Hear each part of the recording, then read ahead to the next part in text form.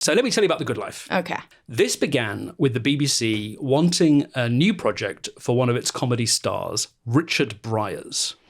A name I do not know. Well, I did mention it last time because, very briefly, he was the first person considered to play the role eventually taken by Bernard Cribbins in the Hotel Inspectors episode. Right. The one who doesn't like using telephones. Okay, so a name I knew from the last episode of which I totally remember that conversation. Yes.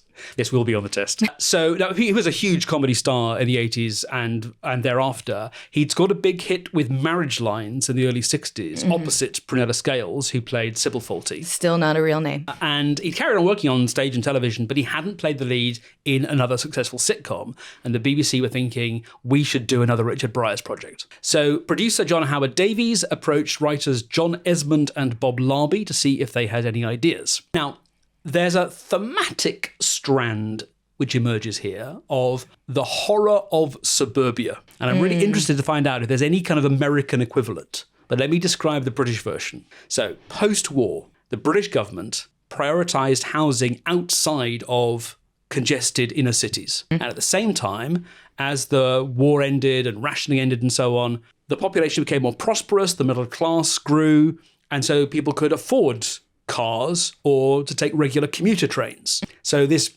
middle-class suburban living became the norm for several million people.